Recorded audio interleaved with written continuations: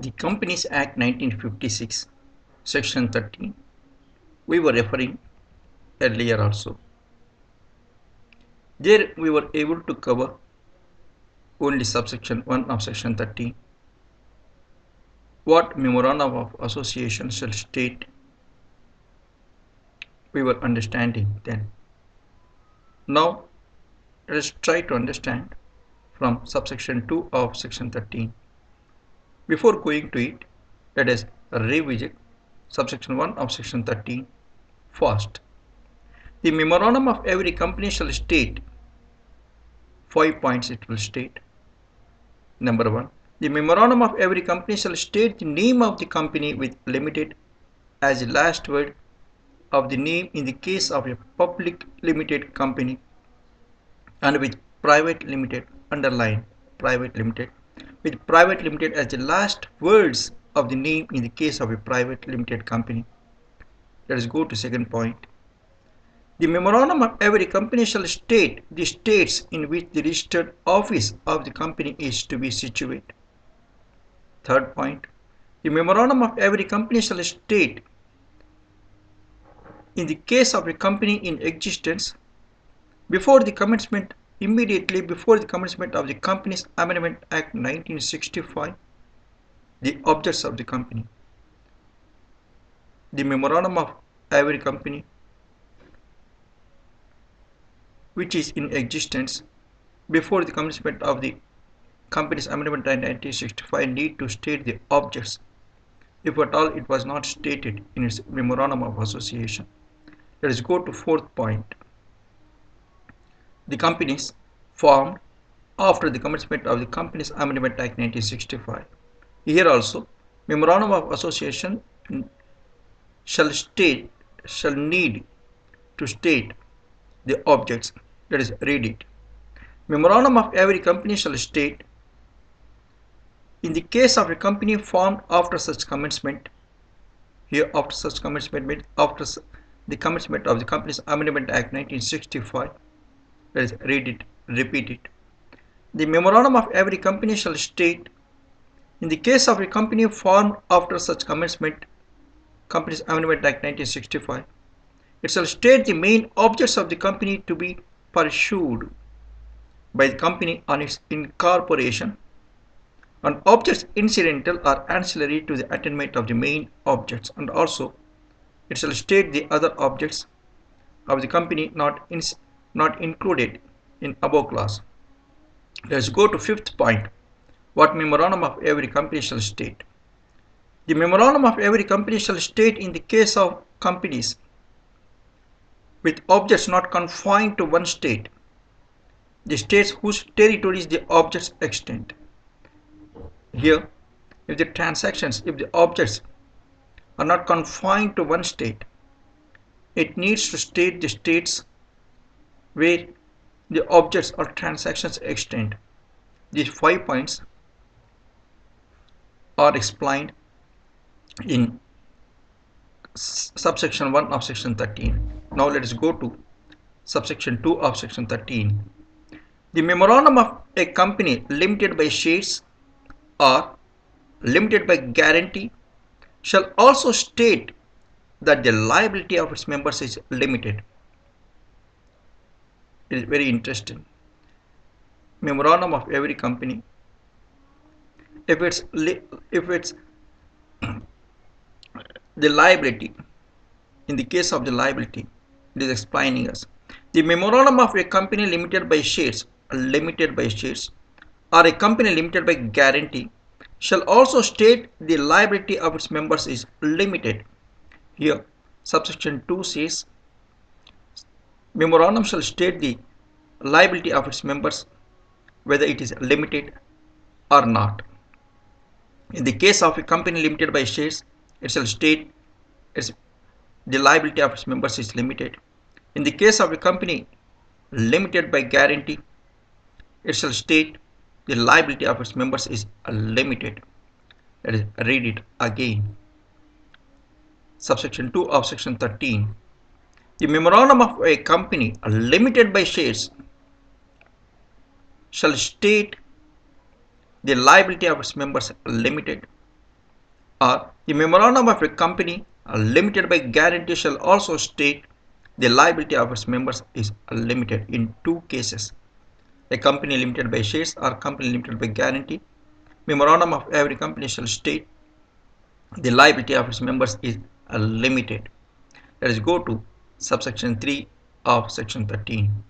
The memorandum of a company limited by guarantee shall also state that each member undertakes to contribute to the assets of the company when, in the event of its being wound up while he is a member, or within 1 year after he ceases to be a member, for payment of the debts and liabilities of the company. Let us repeat it. The memorandum of every company limited by guarantee shall also state that each member undertakes to contribute to the assets of the company when, in the event of its being wound up while he is a member, or within 1 year after he ceases to be a member, for what? For payment of the debts and liabilities of the company, or of such debts and liabilities of the company as may have been contracted before he ceases to be a member, as the case may be, and of the costs, charges and expenses of winding up, and for adjustment of the rights of the contributories among themselves, such amount as may be required, not exceeding a specified amount. Very important expression. Members of a company limited by guarantee shall contribute to what extent? Not exceeding a specified amount. This is very important. Not exceeding a specified amount. Let us repeat it.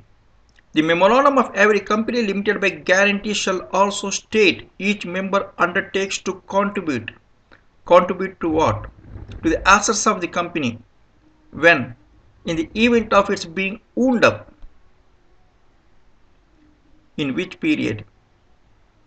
While he is a member, or within 1 year after he ceases to be a member. For what? For payment of the debts and liabilities of the company, or such debts and liabilities of the company as may have been contracted before he ceases to be a member, as the case may be, or of the costs, charges and expenses of winding up, and for adjustment of the rights of the contributories among themselves, such amount as may be required, not exceeding a specified amount. Each member of a company limited by guarantee undertakes to contribute a specified amount. He needs to contribute such specified amount to the assets of the company when it is in the event of its being wound up. This is what we need to understand in subsection 3 of section 13. Let us go to fourth point, that is subsection 4 of section 13. In the case of a company having a share capital, now a company which is having a share capital, section 13 was focusing its attention on a company limited by guarantee. Now subsection 4 of section 13 enables us to understand in the case of a company having a share capital. In the case of a company having a share capital, unless the company is an unlimited company, the memorandum shall also state the amount of share capital with which the company is to be registered and the division thereof into shares of a fixed amount. The company which is having a share capital, what it needs to do, we are going to understand in subsection 4 of section 13.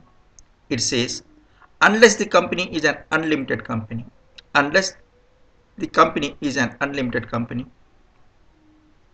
and having a share capital, that company, the memorandum shall state the amount of share capital with which the company is to be registered, and the dividend thereof into shares of fixed amount. A company which is having share capital shall state, its memorandum shall state the amount of share capital with which the company is to be registered, and the division thereof into shares of a fixed amount. It takes place in the memorandum of company, but not in the case of unlimited company, though it is having share capital. In the case of a company which is unlimited and having share capital, the amount of share capital and the division of its share capital is not mentioned in the memorandum of a company unlimited. Let us repeat it. In the case of a company having a share capital, the memorandum shall also state the amount of share capital with which the company is to be registered and the division thereof into shares of a fixed amount, but it doesn't take place in the case of a company unlimited. Let us go to next point in subsection 4. In the case of a company having a share capital, no subscriber of the memorandum shall take less than one share. No subscriber of the memorandum shall take less than one share, and each subscriber of the memorandum shall write opposite to his name the number of shares he takes. Subsection 4 of section 13 says, in the case of a company having a share capital, the memorandum of such company shall state the amount of share capital with which the company is to be registered and the division thereof into shares of a fixed amount, but it doesn't take in the case of an unlimited company. This we need to underline. Memorandum of association shall not state the amount of share capital in the case of a company unlimited, but articles of association shall state in the case of an unlimited company. Now let us go to second part, clause B of subsection 4 of section 13. In the case of a company having a share capital, no subscriber of the memorandum shall take less than one share.